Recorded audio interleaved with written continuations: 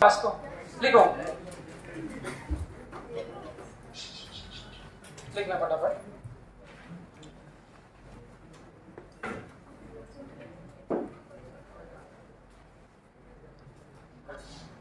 To metallic conductor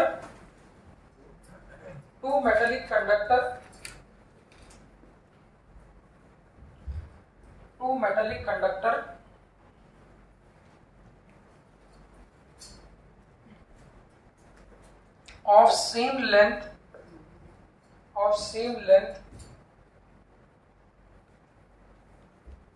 are applied to same potential difference. Of same length are applied to same potential difference.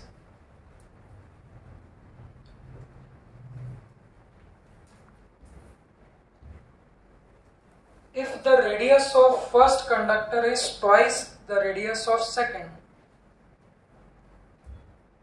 if the radius of first conductor is twice the radius of second,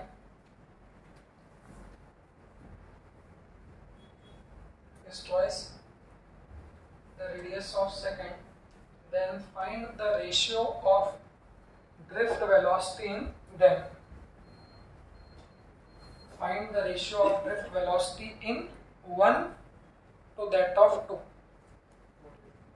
Find the ratio of drift velocity in 1 to that of 2.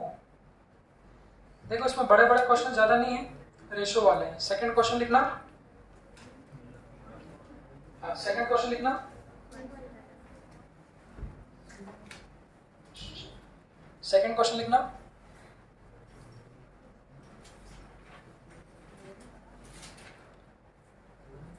हाँ नहीं, second question अलग से question. Second question लिखना, two metallic conductors A and B,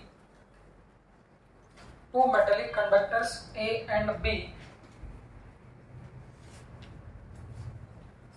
of length L and 2L respectively, two metallic conductors A and B of length L and 2L respectively and radius 2R and R respectively. Two metallic conductors A and B of length L and 2L respectively and radius 2R and R respectively carries same current.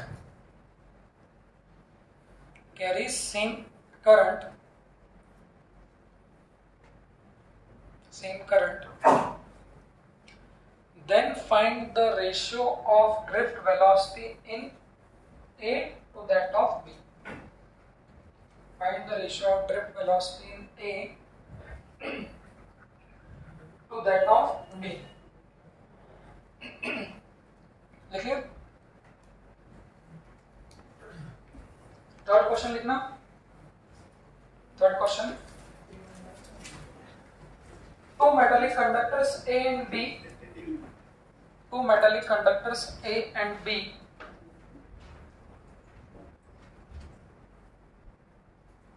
having the same current density,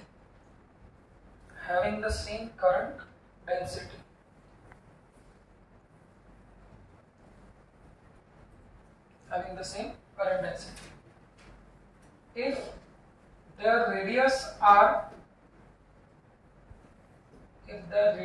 is R and 3R respectively, if the radius is R and 3R respectively, find the ratio of drift velocity of A to that of B. ठीक है, question 4 लिखिए।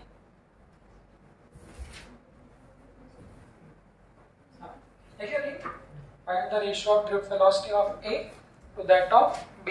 Question 4 लिखो। अब देखो ये चार questions book में आपको नहीं मिलेंगे। बुक्स में आपको पहला वोल्टेज वाला और करंट वाला मिलेगा। आमतौर पे वो सेकंड थर्ड फॉर्मूले को इग्नोर कर देते हैं, बट मैं चारों पे से लिखा देता हूँ। क्वेश्चन 4 लिखना, to two metallic conductors A and B, two metallic conductors A and B of length L and 2L, of length L and 2L and radius R and R by 2.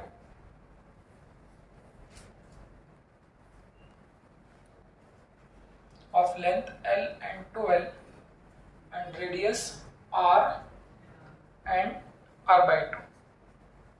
R and R by 2. If their ends are connected across the same field, if their ends are connected across the same field,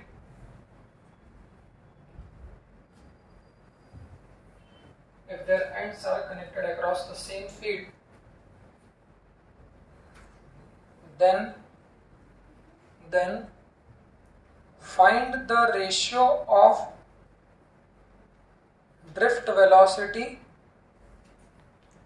find the ratio of drift velocity across A to that of B.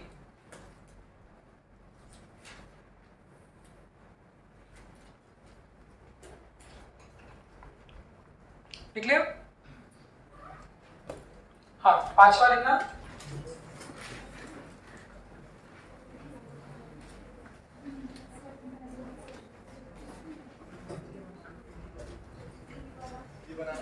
हाँ, पांचवा diagram बनाओ।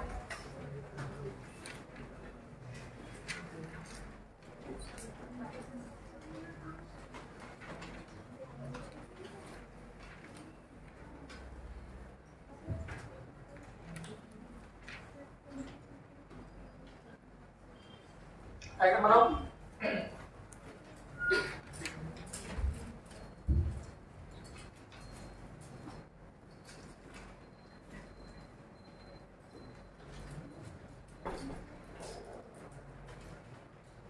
Diagram बनाओ। W बनाओ।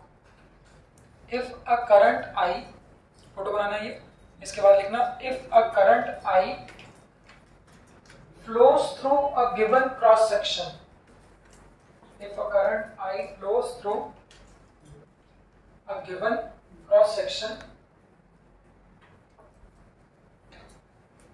then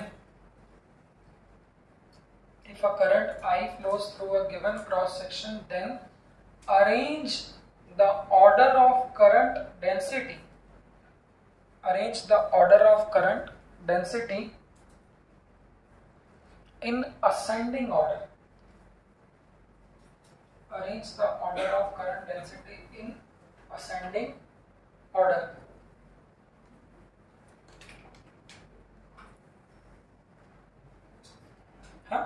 And also arrange the order of drift velocity in descending order. Also arrange the order of drift velocity in descending order.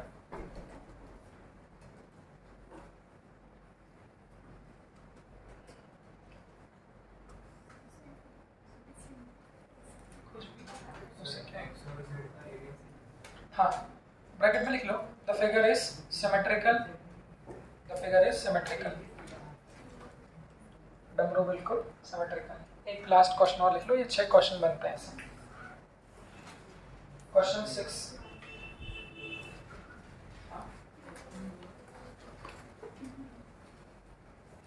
हाँ लिखना, a constant current of 2 ampere flows through a conductor, a constant current of 2 ampere flows through a conductor,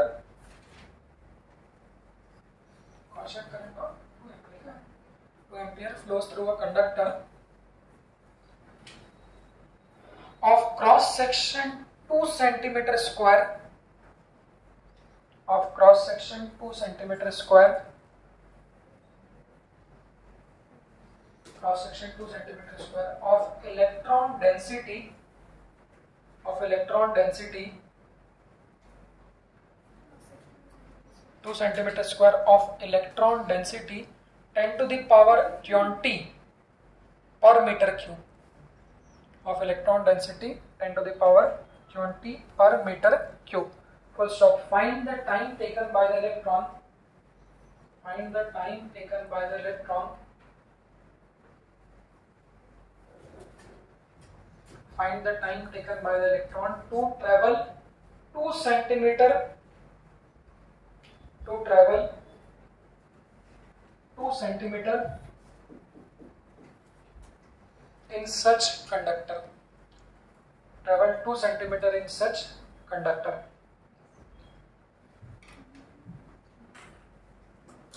लिखिए। चलिए, तो ये 6 question बेटा आप लोग सब लोग अगर कर लें अच्छे से तो ड्रिफ्ट वेलोसिटी का हमारा काम समाप्त हो जाए। एक बार सब लोग कल वाले फॉर्मूले को देख लो, सब उन्हीं फॉर्मूले पे बेस्ड है। एक बार सब लोग देख लो, फॉर्मूले को रिवाइज कर लो। सब लोग एक बार कॉपी में देख लो अच्छे से, जितनी बार उसको पढ़ सकते हो उतनी बार आप लोग देख लो, फिर बताऊंगा किसको कौन से फॉर्मूले में इस्तेमाल करना है। देख लिया? चले,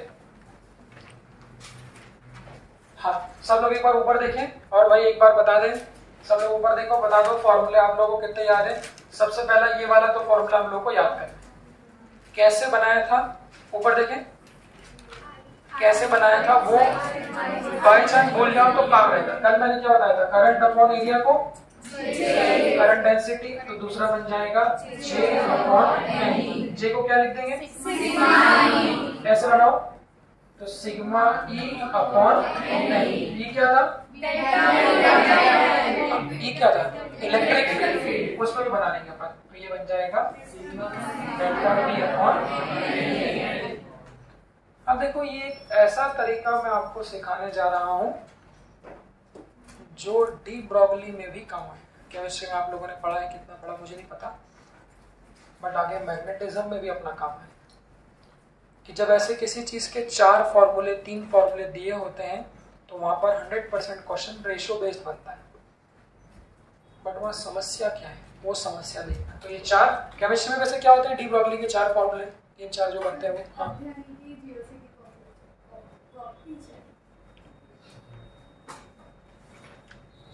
हाँ अगले पेज पर डी ब्रॉगली के फॉर्मूले क्या होते हैं, 4 सेम ये जैसे ये वैसे है। तो जो क्वेश्चन यहाँ बनेंगे वही क्वेश्चन वहां बनेंगे। क्या बनते हैं, h बाय सबसे पहला क्या है mv, दूसरा नहीं इसी को लिख देंगे p, h बाय p, तीसरा ये तो फिर इसमें ये √2me, और चौथा क्या है, चौथा क्या और 5-6 बनते हैं इसके आगे इलेक्ट्रिक मैग्नेटिक फील्ड के भी। चौथा बनता है, इसको लिख देंगे 2m3, और आगे फिर इसको इलेक्ट्रिक फील्ड को मैग्नेटिक फील्ड इनके टर्म्स में भी लिख सकते हैं, वो मैग्नेटिज्म जब पढ़ाएंगे तो आप लोगों को बताएंगे। फिलहाल मुझे लगता है 4 बेसिक ये तो आप लोग के होते हैं। तो जैसे आप लोगों ने वहाँ क्वेश्चंस किए, अगर किए हैं याद है तो अच्छी चीज़ है, अगर नहीं याद है तो ये 4 के साथ ये 4 भी में आप लोग गिफ्ट कर देंगे। हाँ अब ये काइनेटिक एनर्जी, मोमेंटम और काइनेटिक एनर्जी का रिलेशन, ये काइनेटिक एनर्जी है और ये वोल्टेज है। अब सुनो, इसके क्वेश्चन को अभी नहीं पता था, बट जैसे मैं आज 4 आप लोगों को भी कराने वाला हूँ, मैं आप लोगों को कंपेयर करूंगा, वैसे ही आप लोग इन 4 के भी कर सकते हैं। और आगे अभी मैग्नेटिज्म में 4 और आएंगे, तो ये एक तरह से 12 टाइप होगा अपने, देखना इधर। अब यहाँ क्वेश्चंस में पहली अच्छी बात ये कि सारे लगभग रेशियो बेस्ड ही है। दूसरी खराब बात ये है कि अपने को देखना है कौन सा फॉर्मूला यूज होगा। जैसे मैं आप लोगों से एक सवाल पूछता हूँ, सब लोगों के सामने 4 फॉर्मूले, आप लोग बताइए। क्या मैं पूछूं, क्या drift velocity area of cross section पे डिपेंडेंट है?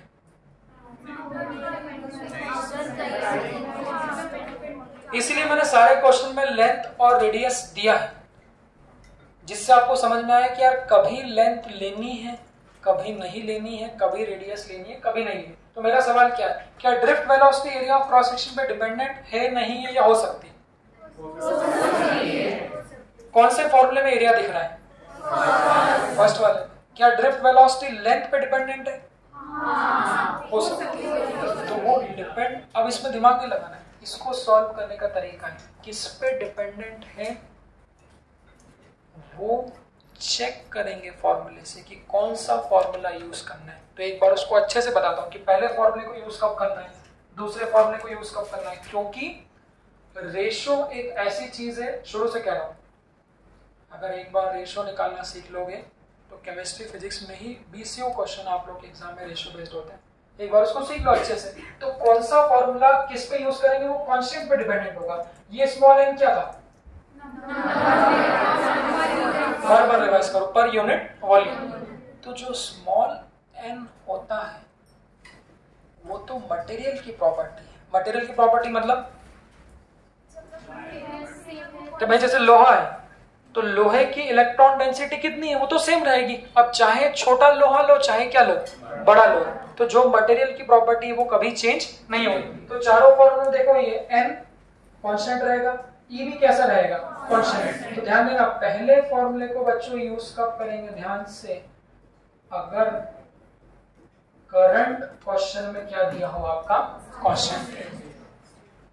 तो ऐसे सब लोग बोलेंगे कि पहले फॉर्मूले के अकॉर्डिंग आप लोग देखो, अगर करंट कांस्टेंट है, स्मॉल n तो कांस्टेंट ही है, E भी कांस्टेंट है, तब ड्रिफ्ट वेलोसिटी क्या होगी, इनवर्सली प्रोपोर्शनल टू एरिया। कल वाला पॉइंट रिवाइज करो, करंट किस पे डिपेंडेंट नहीं होता, पॉइंट रिवाइज करो। कल क्या बताया था, अगर एरिया बढ़ते जाएगा तो करंट चेंज होगा, होगा, क्यों नहीं होता,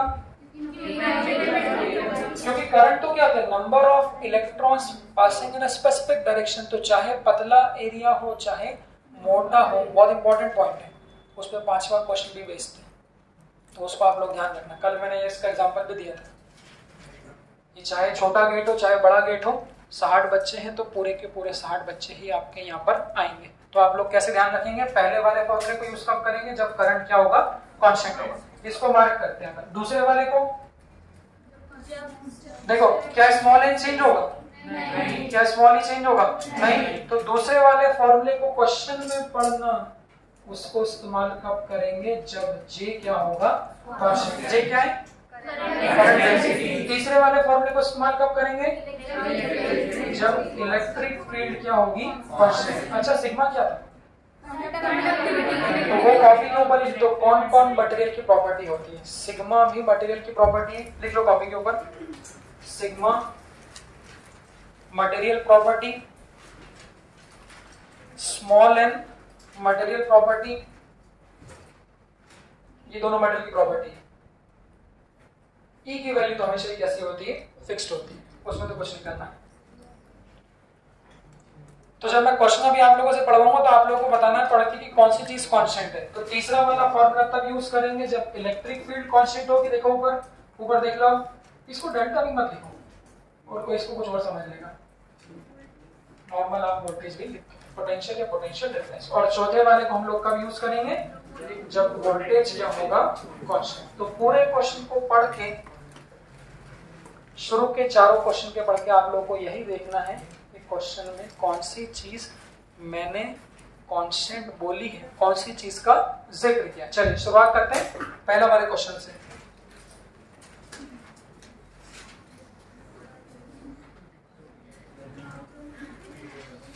तो अध्ययन चले गया था, किधर गिरा, इधर किधर,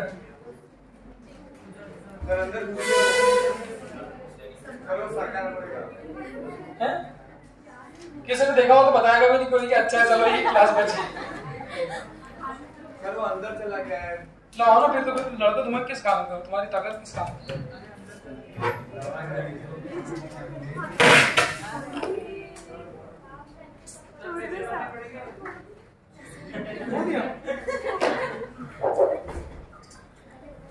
अरे यार, इसको सरकाना पड़ेगा। निकलो निकलो, ये लो, ये सरका। नहीं नहीं, ये दिख गया सामने ये रहा। इधर घुस जाओ ना, हाथ वहां घुसाओ ना थोड़ा। कोई नहीं दिख रहा। अच्छा स्टाइल है इसका, ये तुम बताओ, थोड़ा थोड़ा दोगे और देखो, दिख तो रहा उधर कोने में।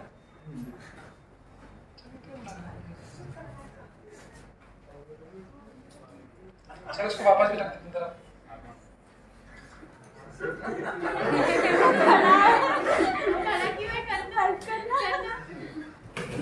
सर लगा ही रहता है, मैं बोला लगा दो पहले।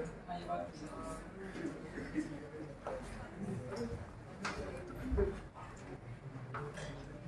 ये घूम भी नहीं रहा है इतने दिन से। मैं देख रहा हूँ मतलब इसको तो घूम जाना चाहिए था अभी तक कहीं ना कहीं। हाथ से चल जाएगा। देखो जरा क्वेश्चन पहला। हाँ मैं घुमा दूँ, ये घुमा दिया आपको। ये लो पहला वाला क्वेश्चन देखो, फर्स्ट वाला क्वेश्चन। सब लोग एक बार क्वेश्चन पढ़ो। अब उसमें देखना कौन सा पैरामीटर काम का है या नहीं है। लेंथ काम की है, रेडियस काम की है, वो कैसे डिसाइड करेंगे। पढ़ो भाई कि क्या क्वांटिटी कांस्टेंट है। जैसे पहला वाला,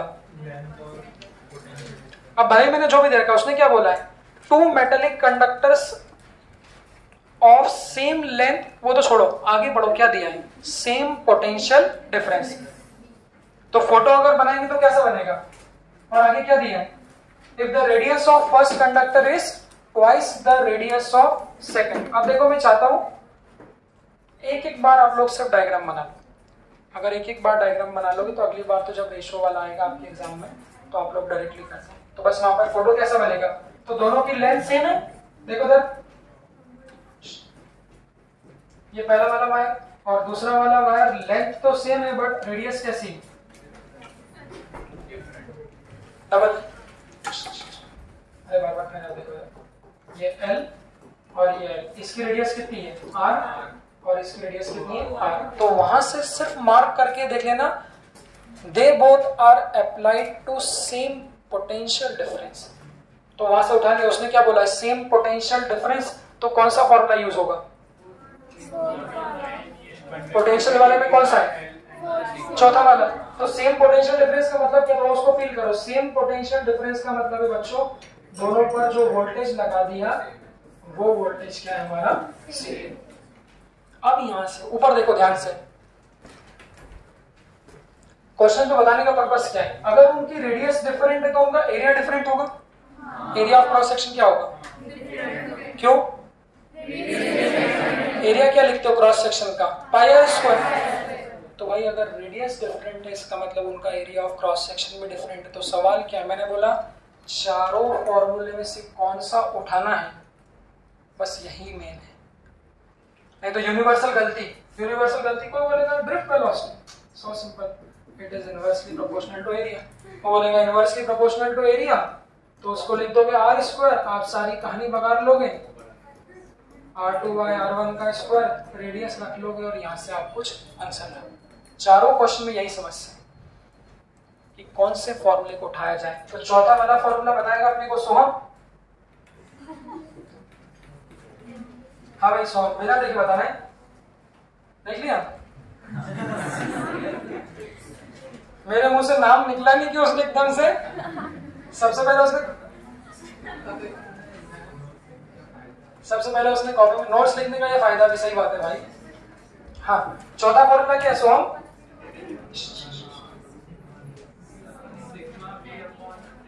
sigma B upon N E. बस मार्क कर दो यहाँ पर, देखो गोला लगाना सीखो, कौन कौन सेम है। अब यहाँ देखना पोटेंशियल डिफरेंस भी क्या है, सेम, लेंथ भी क्या है, सेम, स्मॉल एन, ये सब भी क्या है, सेम। क्या इस फॉर्मूले में एरिया ऑफ क्रॉस सेक्शन आ रहा है, नहीं। तो ऐसे पकड़ो, मतलब वहां पर जो रेडियस दी है वो रेडियस कैसे दी है, फालतू दी, उसका कोई काम नहीं।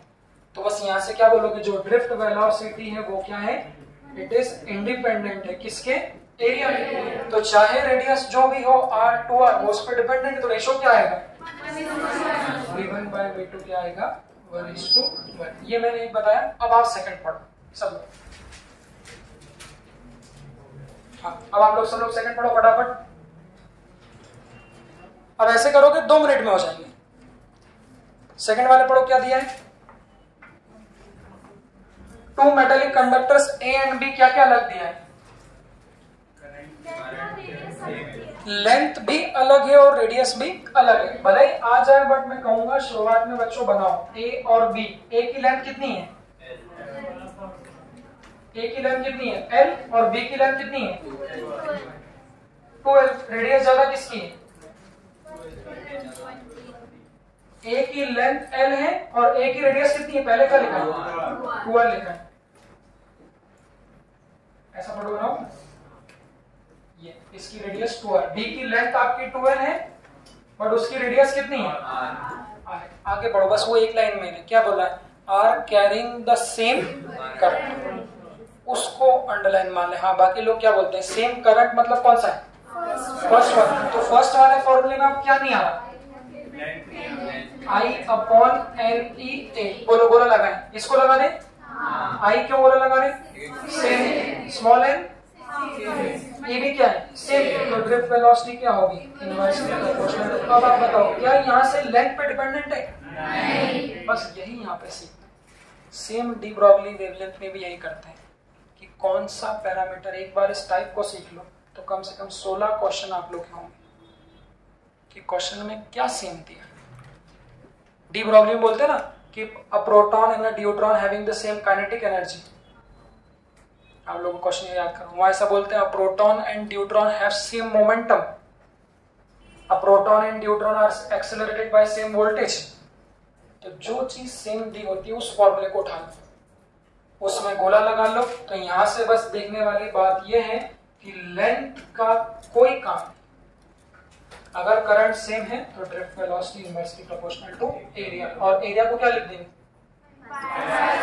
पाई, तो कोई काम का ही नहीं है, तो क्या बन जाएगा, रेडियस का स्क्वायर। अब रेशियो बोलना, तो VA/VB सब लोग बोर्ड पे करेंगे, VA/VB कितना होगा, समझ लो, इनवर्सली है मतलब उल्टा जाएगा, तो VA/VB RB/RA का क्या बोलते हो, RB कितना है, R और RA कितना है, 2R, इसका बढ़िया आएगा, तो VA/VB ड्रिफ्ट वेलोसिटी पे से 100% टेस्ट में क्वेश्चन आता है, क्योंकि इंपॉर्टेंट टॉपिक है स्कूल के लिए भी और आप लोग के यहाँ के लिए। बस इसके बाद आप लोग खुद कर सकते हो, आप खुद करो फटाफट, सब लोग थर्ड वाला करो, फोर्थ वाला करो, जल्दी कर लो अभी। हाँ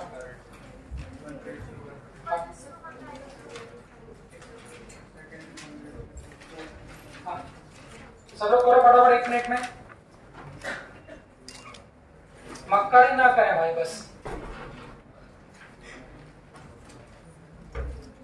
लाइन बाय लाइन पढ़ो, अंडरलाइन करो, देखो क्या सेम दिया है, जो सेम दिया उस फॉर्मूले को पकड़ो और देखो उस फॉर्मूले में वो चीज आ रही है कि नहीं आ रही।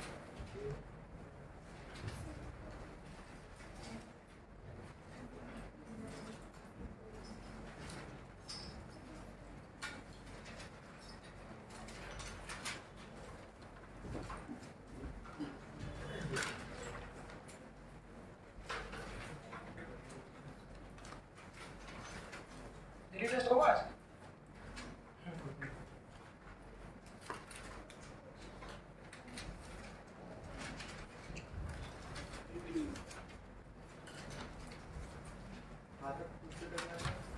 हाँ करो ना, हाँ कर लो, 5 वाला भी देख लो, 5 वाला को बताऊंगा, वैसे आप लोग कर लो, कर सकते हो वैसे भी।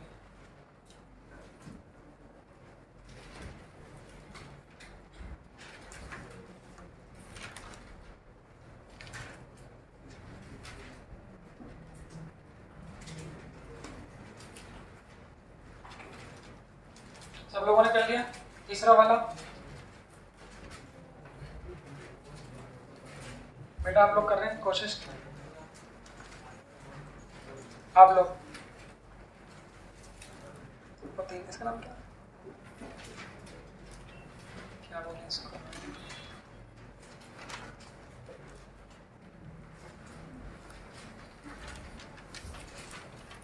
मक्कारी करोगे कुछ नहीं हो पाएगा। तीसरे वाले में सेम करंट डेंसिटी सभी लोगों ने बना लिया होगा। फिर अगर J सेम है तो N और E तो सेम ही, तो तीसरे वाले फॉर्मूले में ना लेंथ आएगी ना रेडियस आएगी, तो रेशियो क्या होगा। अब ये ऐसे क्वेश्चन है, इसी में तो अच्छा बच्चा गलती करता है।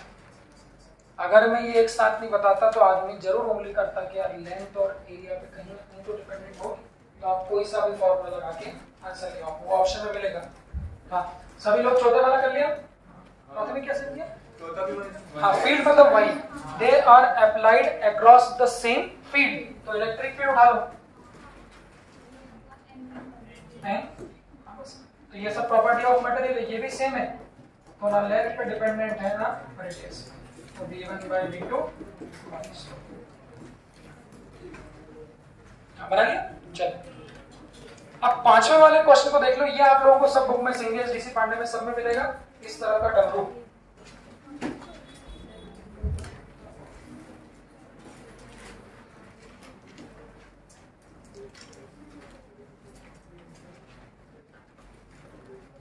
लिखा है x y, यहाँ पे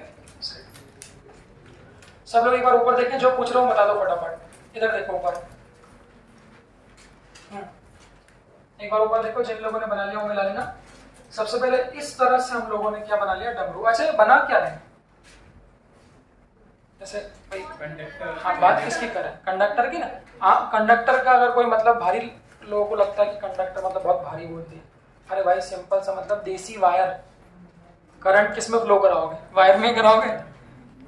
तो नॉर्मल जो हमारे पास वायर होता है वो कैसा होता है, सेम मोटाई का होता है। घर में देखें कभी वायर, तो वो यूनिफॉर्म क्रॉस सेक्शन का होता है। बट क्वेश्चन को डिजाइनर बनाने के लिए वो लोग वायर को नॉन यूनिफॉर्म क्रॉस सेक्शन का बनाते हैं। अपने घर की दुकान है तो कहीं से क्या बना लिया, वायर कैसा बना लिया, मोटा, फिर आगे जाके पतला बना लिया, फिर कैसा कर दिया, मोटा। आगे इसके रेजिस्टेंस निकालना भी सीखेंगे। अब देखो हमने क्या बोला है, कल वाला पॉइंट ही बस रिवाइज कर लेंगे। एक तरफ से करंट आई को हम लोगों ने क्या किया, एंटर कर दिया।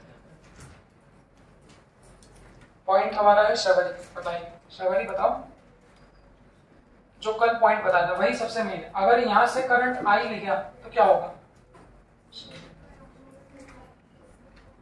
कौन से पॉइंट पे करंट ज्यादा होगा, एक्स वाई जेड में, सभी पॉइंट पे ज्यादा होगा, सेम होगा। क्यों सेम होगा,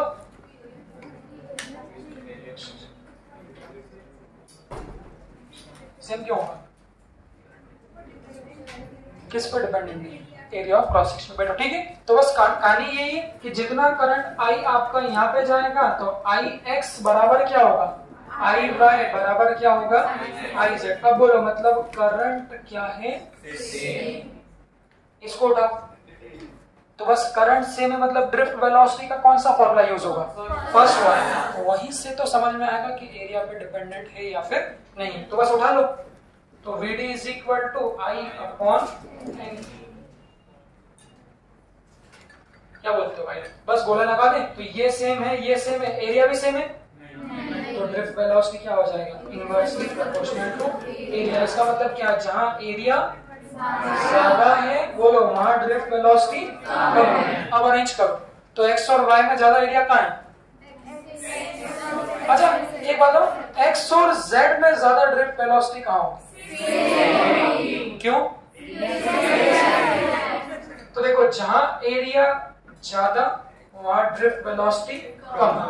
तो एक्स और जेड का एरिया ज्यादा है तो वहां कम होगा, तो ड्रिफ्ट वेलोसिटी इन एक्स होगी तो बराबर जेड के, बट ये कम होगी और वाई की क्या होगी, क्या बोलते हो, सही है। ऐसे ही आप लोग करंट डेंसिटी को भी अरेंज कर सकते हैं। करंट डेंसिटी भी क्या है, आई अपॉन है, तो वो भी इनवर्सली प्रोपोर्शनल टू एरिया है। अब जो भी ऑर्डर असेंडिंग डिसेंडिंग बोला है वो आप लोग खुद समझते जाइए। चलो सिक्स्थ वाला कर लो फटाफट। सिक्स्थ वाले से आपको एक कैलकुलेशन समझ में आ जाए, उसका लास्ट वाला पार्ट अच्छा है। सब लोग इसको लिख लो, यहाँ पे इस पॉइंट को बहुत अच्छे से हाईलाइट करके लिखना। इस पूरे पार्ट में सबसे इंपॉर्टेंट पॉइंट ही यही है सभी क्वेश्चंस में, current is independent of area.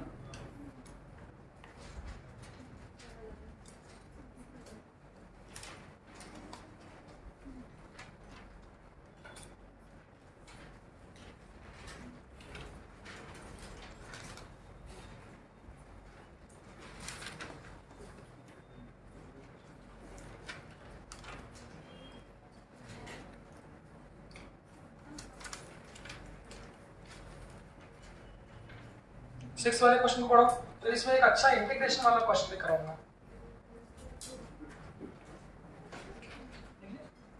Six वाले को देखो, सिक्स वाले में सिर्फ डेटा है, आपको वैल्यू रखना है। लास्ट वाला पार्ट एक बता दूंगा उसका मैं, डेटा क्या क्या दिया है,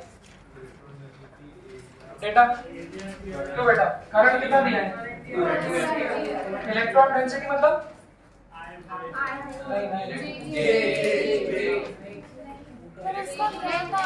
वही तो इसलिए दिया मैंने भाई। जे जो है वो करंट डेंसिटी, इलेक्ट्रॉन डेंसिटी मतलब number of electrons per unit volume, वो क्या दिया भाई, स्मॉल एन।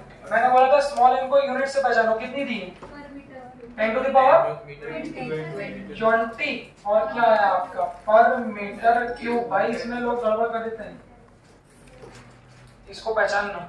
तो करंट डेंसिटी अलग चीज है और इलेक्ट्रॉन डेंसिटी अलग चीज है। इलेक्ट्रॉन डेंसिटी मतलब स्मॉल एन की वैल्यू। और क्या दिया है, क्रॉस सेक्शन कितना दिया, 2 सेंटीमीटर स्क्वायर, और लेंथ का नहीं, हाँ वो क्या पूछा है, टाइम पूछा है। अब देखो यहाँ पर एक चीज हम ऊपर देखना, हाँ बस थोड़ा सा वो चेंज इतना ही कर सकता है, क्योंकि हम लोग 11th में पढ़े लिखे बच्चे। उसने क्या पूछा आपसे, टाइम पूछा।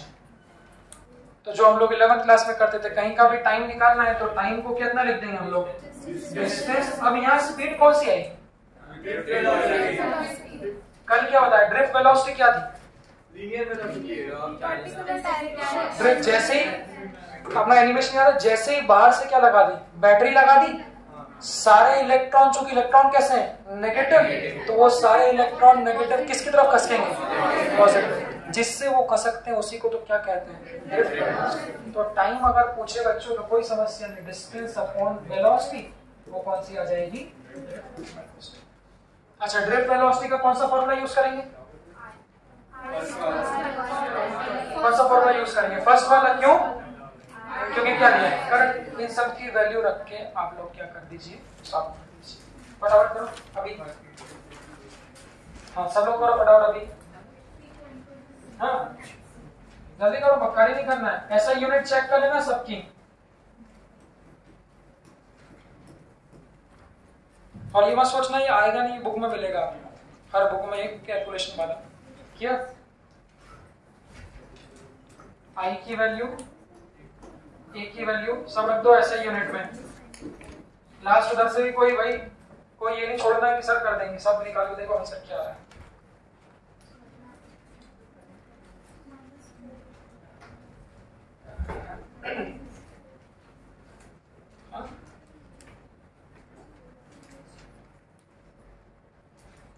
अच्छा मुझे मॉडर्न फिजिक्स तो पढ़ना ही है ना, तो मैं डी प्रॉब्लम तो पढ़ाऊंगा इसे, अभी कर देता हूँ, सही है।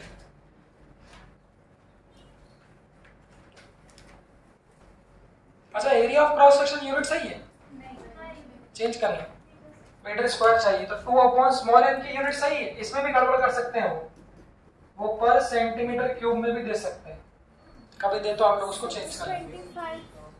अब मुझे नहीं पता, मैंने मन से बनाया, जो भी है वैल्यू रख देना आप लोग। n की 10 टू द पावर 20, e की 1.6 इंटू 10 टू द पावर -19, और एरिया की 2 इंटू 10 टू द पावर -4। कितना है,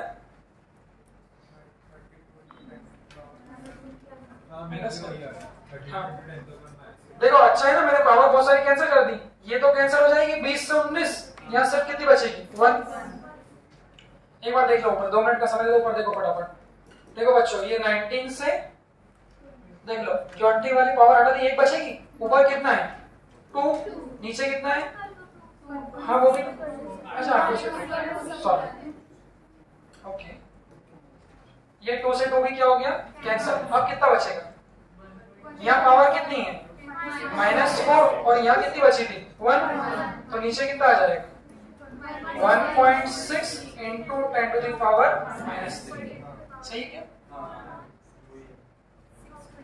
क्यों भाई, लड़कों की तरफ से समझे ना, ये -4 था, ये कितना था, इन दोनों को मिला के +1, तो -3, नीचे -3 तो ऊपर जाके क्या हो जाएगा +3, तो वो कितना आ जाएगा 10 टू द पावर 3 अपॉन 1.6। इसको आप लोग क्या करेंगे, 1000 अपॉन 1.6 को सॉल्व करेंगे।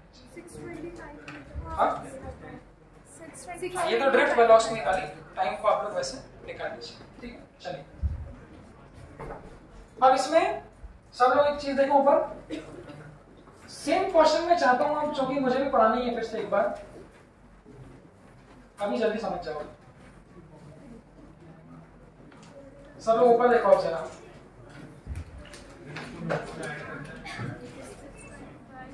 कर लेना यार, देख लेना जैसा भी हो। सब लोग ऊपर देखो एक बार जरा, देखो बेटा, सुनो सुनो बालिका सुनो। अब जैसे हम लोगों ने ड्रिफ्ट वेलोसिटी के 4 फॉर्मूले लिखना सीखे, हम लोगों ने ये सीखा कि कौन से फॉर्मूले को कब यूज करना है। अब अगर मैं ये डी ब्रॉगली वाले भी 4 फॉर्मूले यूज करना सिखा दूं, तो यहाँ से मुझे लगता है कि आपका टॉपिक बिल्कुल सॉलिड हो जाए। कि जब बहुत सारे फॉर्मूले होते हैं तो उनको कैसे पहचाने कि किस फॉर्मूले को यूज करना है। तो मुझे भी ये मॉडर्न फिजिक्स में पढ़ाना ही है। डी ब्रॉगली इक्वेशन वहाँ पर एक टॉपिक है पूरा, उस पर से भी 100% नीट पे क्वेश्चन आता है।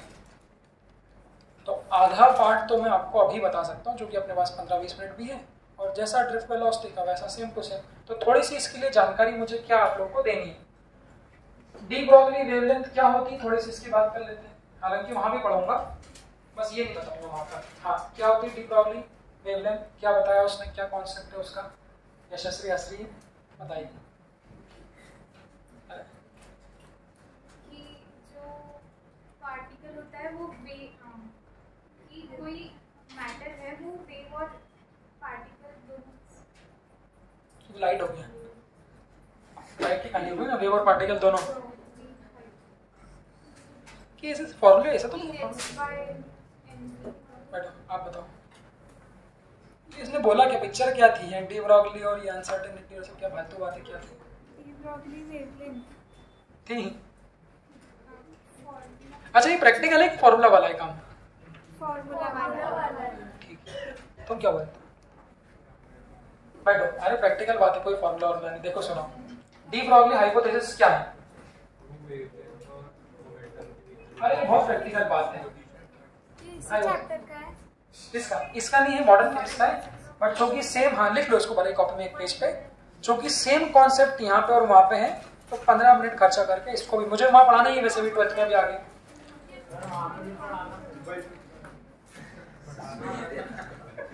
ये दिल मांगे मोर, यहाँ भी और वहाँ भी। सुन लो, ज्यादा लंबा नहीं है। डी ब्रॉगली वेवलेंथ क्या होती है, 1 मिनट लिख लो हेडिंग, फिर मेरी तरफ देखो और ज्ञान लो। अरे बहुत प्रैक्टिकल चीज है, उसको आप लोगों ने फॉर्मूला बना दिया और कुछ नहीं।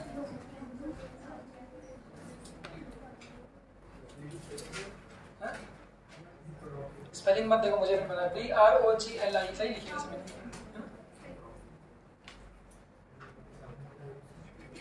कोई एक आध नाम यार बढ़िया हिंदुस्तानी में लिया हो तो कितना मजा आया यार। ये नाम सुन सुन के कितना गंदा लगता है, डी ब्रॉगली डी ब्रॉगली। नाम भी बना देंगे अभी हैं? मेरे नाम पे जमेगा नहीं यार।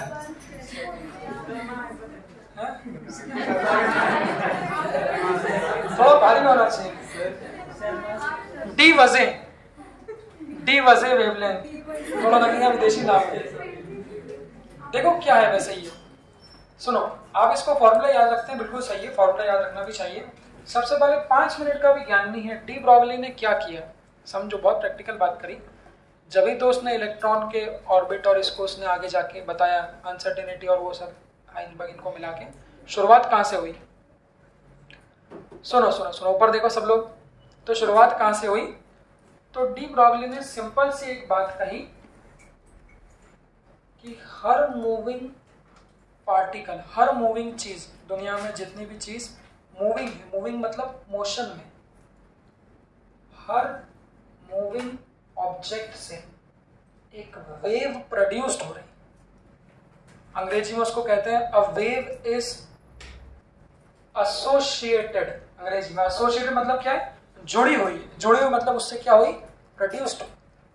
तो शुरुआत यहां से कर रहा हूं कि डी ब्रॉगली के हिसाब से दुनिया में हर एक मूविंग चीज अपने साथ में एक वेव प्रोड्यूस करता है। उस वेव की वेवलेंथ ही हमको कैलकुलेट करना पड़ती है। वो तो जो वेवलेंथ आप कैलकुलेट कर रहे हो वही आपकी डी ब्रॉगली वेवलेंथ है। मान सम्मान में जो कि डी ब्रॉगली ने इसको कैलकुलेट किया, तो उस वेवलेंथ को हम लोग कहते हैं डी ब्रॉगली। तो जैसे ही मैंने कहा कि सर जैसे मैंने कहा कि बच्चों हर मूविंग चीज अपने साथ में एक वेव प्रोड्यूस करते हैं।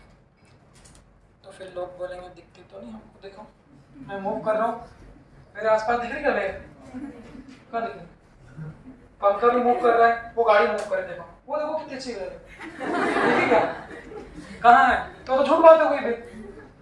वेव जो बनती है उस वेव को आप नॉर्मली नेकेड आई से नहीं देखते, वो कैमरे वगैरह लगा के देखते हैं तो जो एयर है उसका वाइब्रेशन वहां पर वो दिखता है।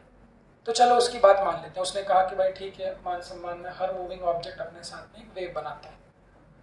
उस वेव को ही उसने कहा डी ब्रॉगली वेवलेंथ। फिर उसने बोला ठीक है, अगर आपकी बात मान ले भाई वेवलेंथ बनती है तो वेवलेंथ का आपको फॉर्मूला, तो हाइपोथेसिस से उसने जो फॉर्मूला दिया शुरुआती वो आप लोग का हो गया ये H/m, जहाँ m क्या है?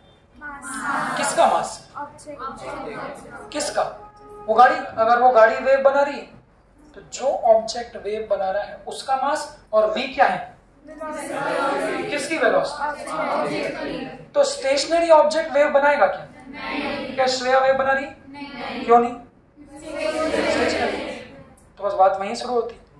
मेरा हाथ, it is having a mass and it is having a velocity, so it will produce some wave. उसने बोला ठीक है, अब आपने इतनी बड़ी बात बोल दी कि हर मूविंग ऑब्जेक्ट वेव बना रहा है, तो दुनिया में तो सब ऑब्जेक्ट्स मूव ही कर रहे हैं, तो उन्होंने बोला चलो एक काम करते हैं, हम निकालते हैं वेवलेंथ। तो सबसे पहले फिर उसने उस क्लासिफिकेशन को, उस थ्योरी को क्लासिफाई किया।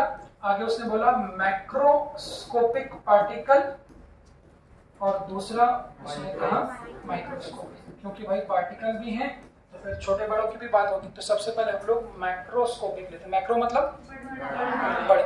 तो ये गाड़ी घोड़े जा रहे हैं सब, बहुत बड़े, वो अंकल जा रहे हैं, देखो उनकी गाड़ी, तो वो अंकल की गाड़ी सहित मास मान लिया मैंने 200 kg, और वो अंकल की वेलोसिटी कुछ भी हो सकती है, मान लो 50 मीटर पर सेकंड। तो पहला क्वेश्चन, जब ये क्वेश्चन आप करते हो तब आप उसका हाइपोथेसिस मतलब समझते हो। प्रॉब्लम ये है कि हम लोग डायरेक्टली शुरू कहां से करते हैं?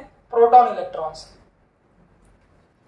उतना डिटेल में क्यों चले जाए जब हमारे पास में दुनिया में कितने सारे सामने फालतू लोग घूम रहे हैं। लोग जब मेरे पास इतने सारे लोग हैं कैलकुलेट करने के लिए, तो उनकी वेवलेंथ पहले निकाल लूं ना, फिर वहां अगर मजा नहीं आएगा तो आप लोग कहाँ जाओगे? इलेक्ट्रॉन में, क्योंकि वो तो हाइपोथेटिकल बातें होगी। तो हमने बोला वो अंकल की गाड़ी का मास 200 है और उनकी स्पीड 50 है। क्वेश्चन ऐसा आएगा, find the wavelength produced by a vehicle of mass 200 kg and a velocity this. ठीक है, कोई दिक्कत नहीं, लगा देते हैं फॉर्मूला। h की वैल्यू 6 पॉइंट है ना, 6 into 10 to the power -34, mass 200, velocity 50, अच्छी वैल्यू। तो वेवलेंथ प्रोड्यूस्ड बाय अंकल गाड़ी, वो कितनी हो जाएगी? अब देखो कैसे आप साइंस को जीते हो। तो प्रॉब्लम ये, जब तक तुम्हारे लिए वो फॉर्मूला है, जब तक आप लोग सब फॉर्मूले बताए थे, जब उसको प्रैक्टिकली कोरिलेट कर दोगे, अब जितने भी लोग निकल रहे सबके आसपास देखो, लड़के आप लोग लड़कियों को मत देखने लग जाना आसपास। तो कोई बोले क्या देख रहे हो, तो बोला वेवलेंथ देख रहे हैं आसपास। तो हर मूविंग ऑब्जेक्ट सर ने कहा था, तो ठीक है निकाल लेते हैं। तो ये कितनी हो जाएगी? 200 पंजे कितना हो जाएगा? 1000 मतलब कितना? 10 to the power 4, सही लिखा? तो अब कितनी होगी उसकी वेवलेंथ? कुछ लोग सोच रहे हैं आज देखेंगे, आज तो वेवलेंथ देखेंगे, और ये ऊपर जाके कितना हो जाएगा? और 10 to the power -4, तो ये कितना हो गया? 6 into 38 मीटर। इसको एंगस्ट्रॉम में कन्वर्ट कर देंगे। गलत किया, ये गलत किया मैंने, बराबर है ना? हाँ, तो 10 हटा दूंगा। तो अगर एंगस्ट्रॉम में भी वेवलेंथ कैलकुलेट करेंगे तो जो अंकल की गाड़ी की वेवलेंथ है वो कितनी है? 10 to the power -28 एंगस्ट्रॉम। और ये वेवलेंथ कितनी बड़ी है? बड़ी की छोटी? एंगस्ट्रॉम तो वैसे बहुत छोटा होता है, बट वेवलेंथ हम लोग किस में निकालते हैं? एंगस्ट्रॉम में। और उसकी भी कितनी? 10 to the power -20। तो ये वेवलेंथ जो है वो तो बहुत बहुत बहुत छोटी है भाई। 10 to the power -38 या हम लोग का कम नहीं होता।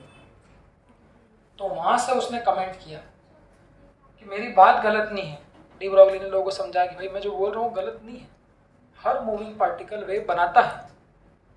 अब चाहे तुम गाड़ी ले लो, घोड़े ले लो, गधे ले लो, सब बना रहे हैं, बट समस्या क्या है कि वो जो वेवलेंथ बना रहे हैं वो वेवलेंथ की वैल्यू क्या है, बहुत छोटी है। तो फिर वहां से उसने एक कमेंट किया कि यार मैक्रोस्कोपिक पार्टिकल, मैक्रो मतलब बड़े, तो जो बड़े पार्टिकल वेव्स बनाते हैं बट उनकी वेवलेंथ बहुत छोटी आती है, इसलिए डी ब्रॉगली हाइपोथेसिस को मैक्रोस्कोपिक पे हम लोग यूजुअली नहीं लगाते। लगा तो सकते हैं, आप अपनी भी वेवलेंथ निकाल लो, किसी की भी निकाल लो, बट वो सब बहुत छोटी मिली। तो फिर उसके दिमाग में जुगाड़ा, यार एक काम करते हैं, मैक्रो में तो मजा नहीं आ रहा, आओ केमिस्ट्री पढ़ते हैं। तो वहां उसको केमिस्ट्री में सबसे पहले याद आया, बचपन से केमिस्ट्री में क्या सिखा रहे हैं कि इलेक्ट्रॉन क्या कर रहे हैं, न्यूक्लियस के अराउंड क्या कर रहे हैं, मूव। उसको याद है यार इलेक्ट्रॉन भी तो मूविंग पार्टिकल हो गया, तो उसने तो कहा हर मूविंग पार्टिकल क्या करेगा, तो उसने कहा एक काम करता हूँ, इलेक्ट्रॉन की वेवलेंथ कैलकुलेट करके देखते हैं क्या वो रीजनेबली कंपेरेबल आ रही है कि नहीं। तो जब माइक्रोस्कोपिक की निकालेंगे तो फिर किसी की भी निकाल सकते हैं, इलेक्ट्रॉन, प्रोटॉन, न्यूट्रॉन, उस पर सब पे बात करेंगे। तो इलेक्ट्रॉन्स और ये सब किस स्पीड से मूव करते हैं, वैसे करते हैं एटॉमिक स्ट्रक्चर। हाइड्रोजन एटम में पहले ऑर्बिट में वेलोसिटी कितनी होती है इलेक्ट्रॉन की, खाली को बताया था 2.2 into 10 to the power 6 और मास ऑफ इलेक्ट्रॉन कितना है 9 into 10 to the power -। अब जब उसको फोटो में उतारोगे तब आप लोगों को फीलिंग्स आएगी, देखना फीलिंग देता हूँ, फीलिंग देखो, ये इलेक्ट्रॉन है, तभी तो आप उसको कंपेयर कर पाओगे, ये इलेक्ट्रॉन है, देखना देखो ये इलेक्ट्रॉन न्यूक्लियस के अराउंड मूव कर रहा है। मिथिला से एक सवाल पूछने की इच्छा हुई अंदर से, कहा मिथिला पुरानी बातें खत्म करें क्या, तो बोले सर आप पुरानी खत्म करो, मैं कुछ नया करूंगी। हाँ मिथिला, तो मैं कुछ डी ब्रॉगली वेवलेंथ क्या है, मतलब इलेक्ट्रॉन अगर मूव हो रहा है, अभी मैंने क्या बताया, हर मूविंग पार्टिकल के साथ क्या बनती है, हर मूविंग पार्टिकल के साथ क्या बनती है, वेव की वेवलेंथ। इलेक्ट्रॉन कैसा पार्टिकल है, मैक्रो की माइक्रो, सोच रहे मेरी बात। तो बस ये इलेक्ट्रॉन जब मूव कर रहा है तो देखो इसके संग वेव बनाए, कहाँ मूव कर रहा है, किसके अराउंड, तो भाई डी ब्रॉगली का सम्मान करना पड़ेगा, जब वो मूव कर रहा है तो उसके साथ वेव। अब वेव की फीलिंग लेते हैं, देखो केमिस्ट्री आता नहीं है, 2πr = n लैम्डा आता है, तो ये तो समझाते हैं हाइंसबर्ग का कॉन्सेप्ट नहीं है, यही तो फीलिंग है। फीलिंग क्या है भाई कि जब इलेक्ट्रॉन ऑर्बिट के अराउंड मूव कर रहा है तो डी ब्रॉगली के हिसाब से वो इलेक्ट्रॉन के आसपास वेव बनेगी। तो जब मैं ऐसा बनाऊंगा ना तब आपको फीलिंग आएगी कि हाँ वो जो ऑर्बिट है उसमें एक वेव प्रोड्यूस होगी। तो आइए उस वेव की वेवलेंथ कैलकुलेट कर लेते हैं। सबसे सिंपल फॉर्मूला, दुनिया में जिसकी निकालनी है उसकी निकालिए। नहीं वेव ही नहीं वेव में घूमता नहीं, वेव एसोसिएटिव होती है।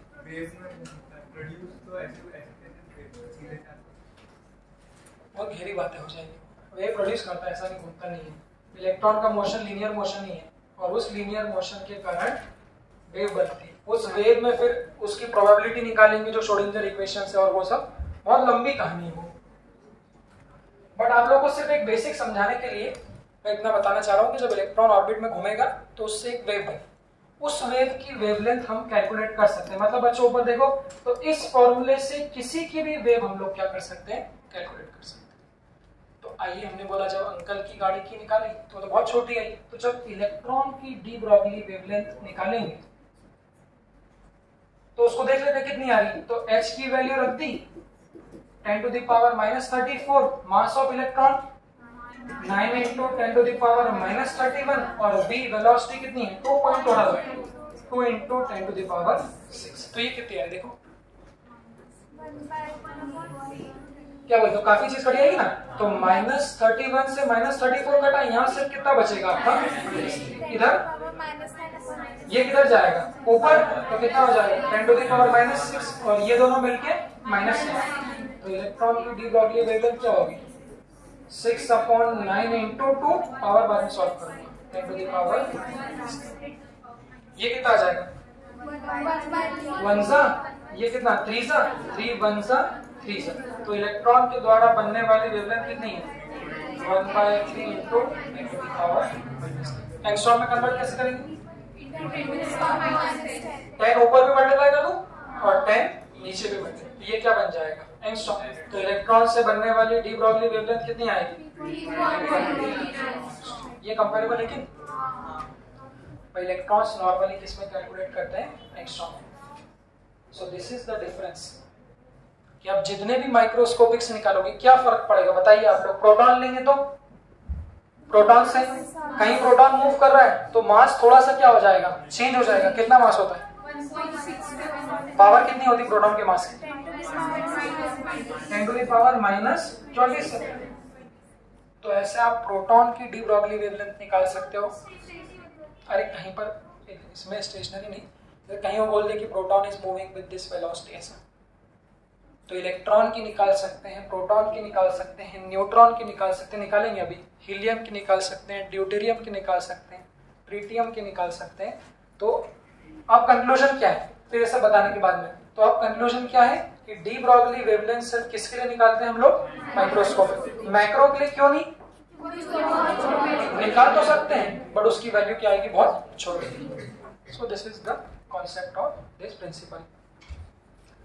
यहीं से तो आपका फॉर्मूला बनता है 2πr = L लैम्डा। अब जो मैंने बताए वो क्वेश्चंस देख लो। तो 4 फॉर्मूले कौन से हो जाएंगे, इसको सब लोग फिर से बना लो। दूसरा P, तीसरा फिजिक्स में मोमेंटम और काइनेटिक एनर्जी में रिलेशन वर्क पावर एनर्जी में पढ़ते हैं हम लोग, वो कितना होगा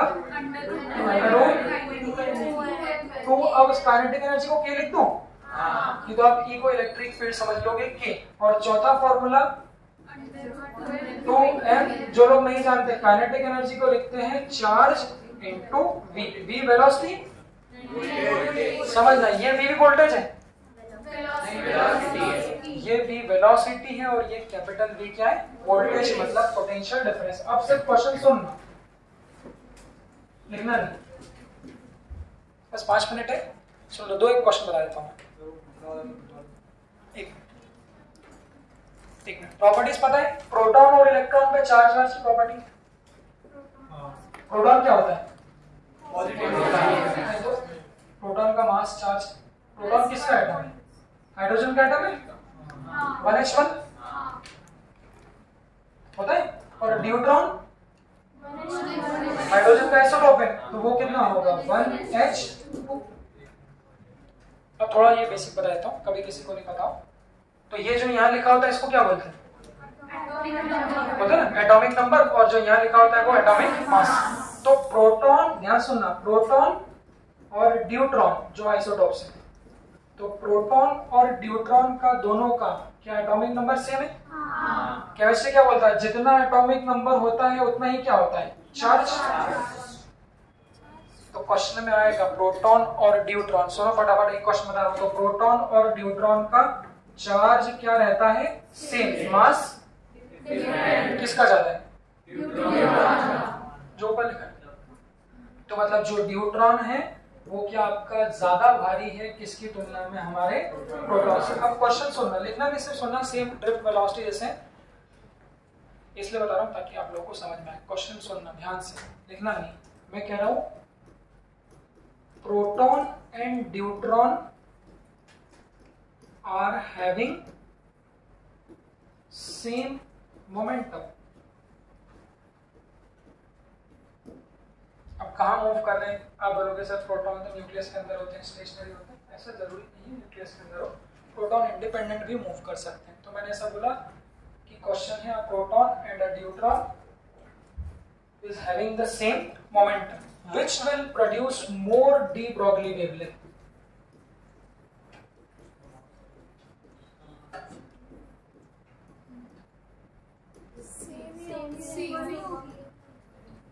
जैसे मैंने ड्रिफ्ट वेलोसिटी के क्वेश्चन बताए, अब आप सोचो मैंने बोला चारों फॉर्मूले में से कौन सा आप बताओ, ये वाला फॉर्मूला यूज कब करेंगे भाई बाकी लोग ये वाला फॉर्मूला यूज कब करेंगे? जब क्या सेम हो, मोमेंटम सेम हो। ये वाला फॉर्मूला ऐसे तो बोलोगे ये वाला फॉर्मूला,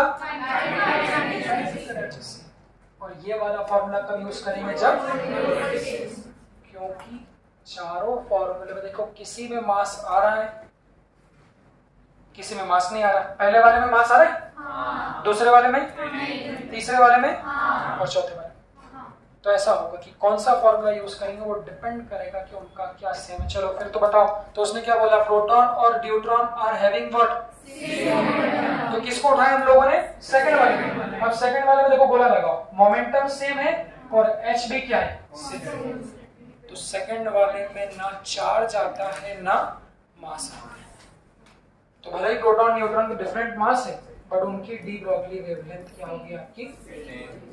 ऐसे हम लोगों को फॉर्मूला उठाना है। अब बताओ, अगर मैं कहता कि सुनो एक मिनट लिखो, मैं सुन लो, ये तो सुनने वाले क्वेश्चन होगा, आप लोगों को बहुत सारे लाइन से मिलेंगे ऐसे। अब मैंने कहा कि proton and neutron are having same kinetic energy. Question सुन लेंगे, कौन कौन है? बस ये लास्ट है। कौन कौन है? प्रोटॉन है और कौन है? न्यूट्रॉन। क्या सेम है? Same kinetic energy. बट पूछा मैंने क्या? सुनो, find the D Broglie wavelength of proton upon neutron. इसका रेशो उठाना है। हाँ? उठा लो फॉर्मूला। सेम काइनेटिक एनर्जी मतलब कौन सा? तीसरा वाला लिख दो, H अपॉन, भले एक ही यूज हो, हमेशा शुरू वहीं से करना है। mv, mv को लिख दिया p को लिख दो √2m e या फिर k। गोला लगा दो, गोला लगा दो। ये सेम और ये भी सेम, मास तो de Broglie wavelength inversely proportional to, तो इनवर्सली है तो प्रोटॉन अपॉन न्यूट्रॉन का क्या आ जाएगा? उल्टा। तो अंडर रूट मास किसका? Neutron upon mass proton. कितना होता है न्यूट्रॉन का मास? 1h2 और प्रोटॉन कितना है? 1h1। तो वो कितना हो जाएगा? हाँ, उल्टा हो जाएगा, तो √2h2। देखो इसको, तो इसमें वो बहुत सारे वेरिएशन ले सकते हैं। न्यूट्रॉन ले लेंगे, प्रोटॉन, ट्रिटियम, अल्फा पार्टिकल, कोई सा भी ले, जो चीज सेम है आपको उस फॉर्मूले को उठाना है। नोट कर लो इसको।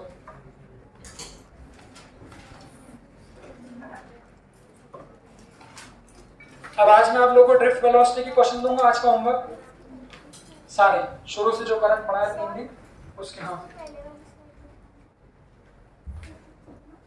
अच्छा, कल का काम क्या है? कल से सुन लो, डेली टेस्ट में फ्रिक्शन है आज एनएलएम। कल मैंने आप लोगों को क्वेश्चन भेजे थे अलग के ग्रुप में, कभी एक आध दो गलती से आ गए हो, बट कल आप लोग सब लोग एक कॉपी लेके आओ। 5-10 मिनट हम लोग पुराने टॉपिक्स के फॉर्मूलों को रिवाइज करने पे निकालेंगे। एक पतली सी कॉपी आप लोग ले आना। तो 2 काम आप लोगों को दूंगा, एक काम 11th का बेसिक 20-25 मिनट रिविजन करने का, और बाकी काम हम लोगों का 12th का।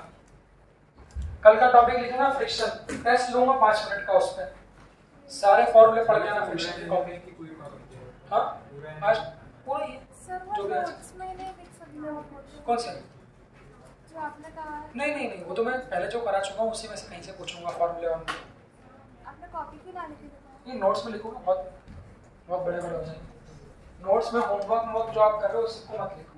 होमवर्क नहीं, जो कुछ अगर कोई नया क्वेश्चन। हाँ, कोई नया हो तो उसके लिए आपको कोई मना ही नहीं। मैं तो फॉर्मूले पूछूंगा कि tan थीटा अगर म्यू से बड़ा है तो स्लाइड होगा कि नहीं होगा। अगर अपर पोर्शन को रफ कर दिया, लोअर पोर्शन को स्मूथ कर दिया, तो म्यू का फॉर्मूला क्या होगा। तो जो फॉर्मूले मैंने बताया वो फॉर्मूले पूछूंगा आप लोगों से, ठीक है। चलिए, कल का काम अभी आप लोग को ग्रुप में भेज देंगे, करंट इलेक्ट्रिसिटी का।